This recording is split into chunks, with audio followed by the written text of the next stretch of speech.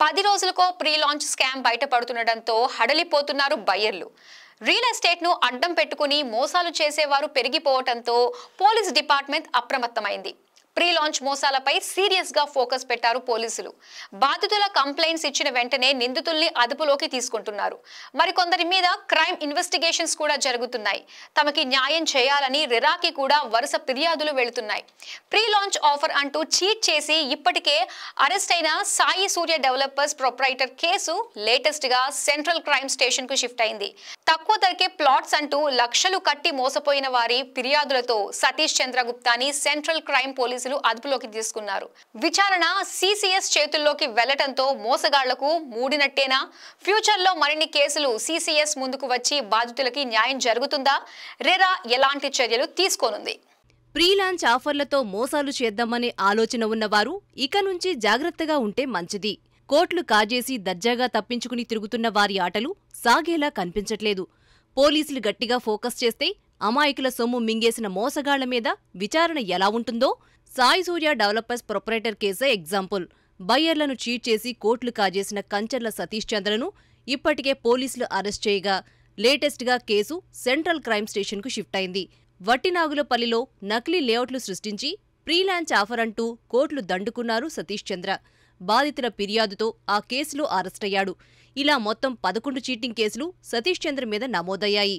ఇక కేపీహెచ్బీ కాలనీకి చెందిన ముత్యం ప్రియాంక అనే మహిళ కూడా డెవలపర్లు చేసిన మోసంపై కంప్లైంట్స్ చేసింది.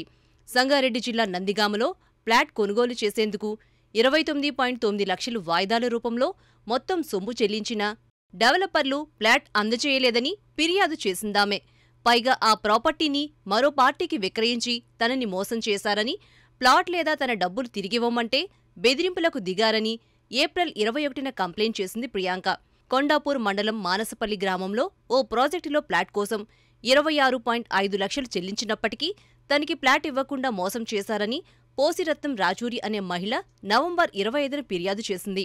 ఎన్నిసార్లు ఆఫీస్ చుట్టూ తిరిగినా, కాల్స్ చేసినా ఫ్లాట్ రిజిస్టర్ చేయలేదని, తాను ఎంక్వైరీ చేయగా అసలు డెవలపర్ల దగ్గర భూమే లేదనే విషయం బయటపడిందని ఆమె ఫిర్యాదులో పేర్కొంది.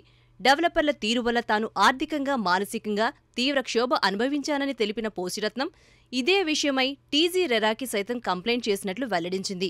ఈ 2 కేసులతో పాటు భువనతేజ ఇన్ఫ్రా డెవలపర్లపై పంజాగుట్ట పోలీస్ స్టేషన్లో మరో కంప్లైంట్ రైజ్ అయింది. ఇప్పటికే బయ్యర్లను ముంచేసి అనేక కేసుల్లో ఇరుక్కుంది భువనతేజ యాజమాన్యం. ఆ కేసులు నడుస్తుండగానే హైదరాబాద్కు చెందిన చంద్రమణి అనే టీచర్ భువనతేజ ఎండీ చెక్కా సుబ్రహ్మణ్యంపై కేసు పెట్టింది. ప్రీ లాంచ్ ఆఫర్లో భాగంగా గ్రీన్ మెట్రో తులసి భాగ్యనగర్ ప్రాజెక్టులో 990 చదరపు అడుగుల ఫ్లాట్ కోసం 30 లక్షలు చెల్లించానని, 15 లక్షలు చెక్కు ద్వారా, మరో 15 లక్షలు బ్యాంక్ లోన్ ద్వారా పే చేయగా తమకి ఇంతవరకు ఫ్లాట్ అందివ్వకుండా మోసం చేశారని చంద్రమణి ఆరోపించారు. నిలదీస్తే డబ్బులు తిరిగిస్తామని చెల్లని చెక్కులు ఇచ్చి మోసం చేశారని ఫిర్యాదు చేయడంతో పోలీసులు భువనతేజ ఇన్ఫ్రా డెవలపర్లపై ఐపీసీ 406, 420 కింద కేసు రిజిస్టర్ చేశారు. హైదరాబాద్ సీసీఎస్లో అదే డెవలపర్పై కేసుండడంతో చంద్రమణి కేసును కూడా సీసీఎస్కి బదిలీ చేశారు. డెవలపర్స్ చీట్ చేసిన కేసులన్నీ సీసీఎస్కి షిఫ్ట్ అవుతుండడంతో ప్రీ లాంచ్ మోసాలకు పాల్పడేవారు ఆ కేసుల నుంచి బయటపడడం కష్టమే అనిపిస్తోంది.